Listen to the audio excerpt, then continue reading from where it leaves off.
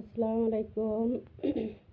চলে আসছি রুকসানার রান্নাঘর থেকে। আজকে বানাবো খিচুড়ি, হালকা করে খিচুড়ি বানাবো। তো এই যে ডাউল আর চাউল নিয়ে নিয়েছি। এই যে মুগ ডাল ভেজে নিয়েছি। তো গরম দেখে প্লেটে রেখে দিছি,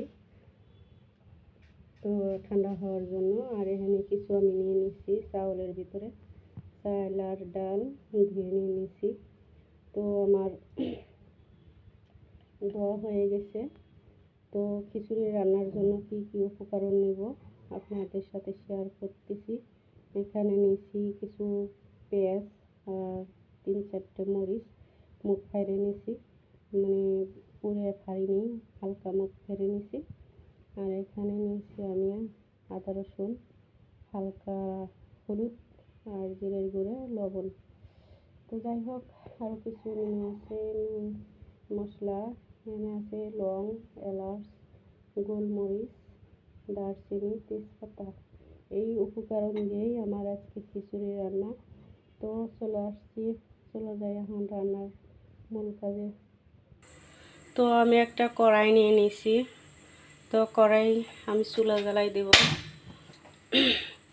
আমার চুলা জ্বালানো হয়ে গেছে। এ চুলায় আমি গরম পানি দিয়ে দিছি। খিচুড়িতে গরম পানি দিব, এই কারণেই গরম পানি ফোটানোর জন্য পানি বসাই দিছি। তো কড়াই গরম হয়ে গেছে, আমি তেল দিয়ে দেব। আমার তেল দেওয়া হয়ে গেল, পেঁয়াজমরিচ দিয়ে দেব।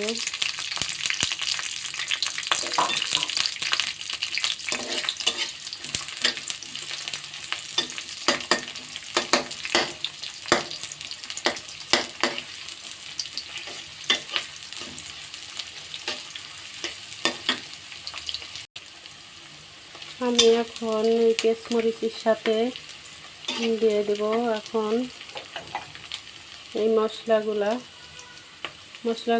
দিয়ে দেব।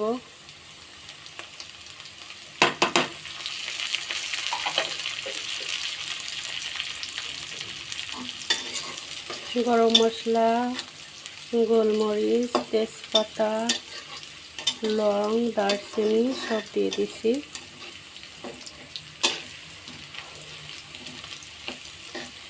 এখন কিছু টাইম 1 মিনিট ভেজে নিব একটু।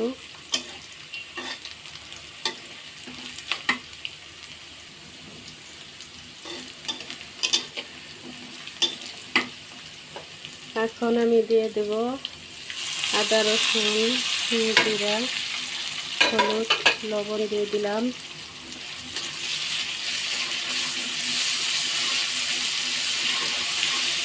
এক মিনিটে এটাও ভেজে নিব।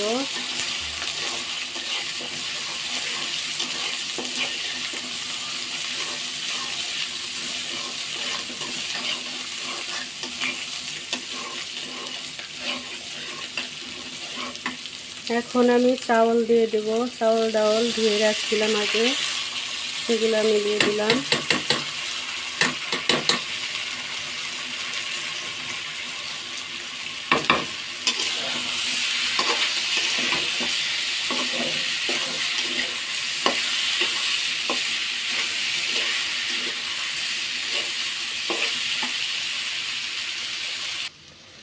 সকালবেলা তো দেখছেন রোদ উঠে গেছে অনেক।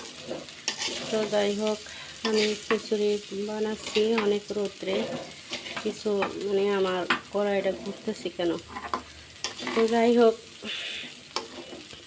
চাউলটা ভালো করে ভেজে নিব, সুন্দর করে ঝরঝরা হবে চাউল ভাজতে।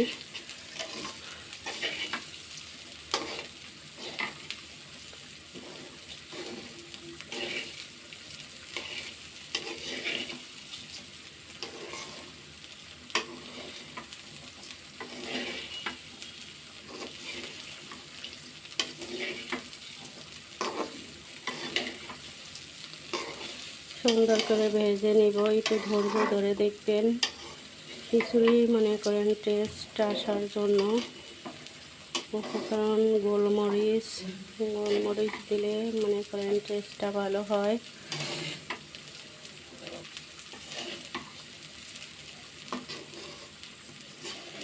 এই কারণে আমি বেশি গোলমরিচ দেই, মানে বেশি না, পরিমাণ মতো। আর ঝাল, লবণ, তেল যদি পরিমাণ মতো আইডিয়া মতো আপনি দিতে পারেন, অবশ্যই আপনার খিচুড়ি পারফেক্ট হবে, স্বাদে ভরপুর হবে।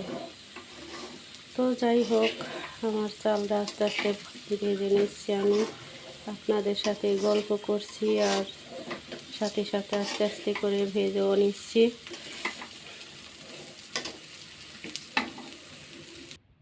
তো আমি বানাচ্ছি হলো ছোলার চাল, রূপচাঁদা, চিনি গুঁড়া।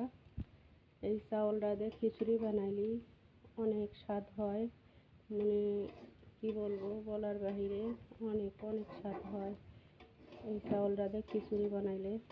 তো আমি আরও কয়েকবার বানাই খাওয়াইছি, মেহমান ছিল, তো আজকেও মেহমান আসছে, এই কারণেই আমি আজ চলে আসছি খিচুড়ি বানাবো, ভাবলাম আপনাদের সাথেও শেয়ার করি।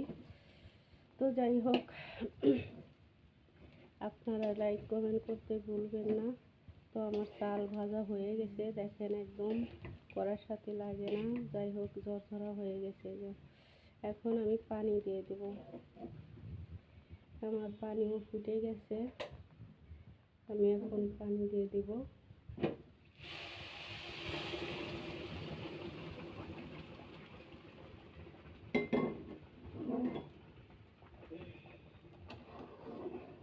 আমার পানি দেওয়া হয়ে গেল, এখন আমি ঢেকে দিব।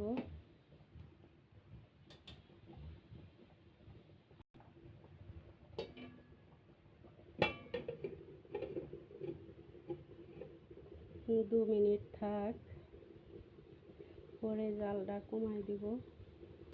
আমি হাফ কেজি ডাল একসাথে ভেজে নিছি, কাজে মুগের ডাল ভেজে না ভাজা রান্না করা যায় না, তো প্রতিদিন ভাজার চেয়ে একবারেই ডালটা ভেজে নিছি সুন্দর করে। তো এখন আমি পলির ভিতরে ঢুকাই দিব, মানে প্যাকেট করে ফেলাবো আর কি। যাই হোক, 2 মিনিট পর চলে আসছি খিচুড়ির কাছে, দেখেন পানি একদম শুকিয়ে গেছে। এখন নেড়ে ছেড়ে আমি ডিম জালে বসাই রাখবো, একদম পানি শুকিয়ে গেছে। এখন আমি ডিম জালে বসাই রাখবো,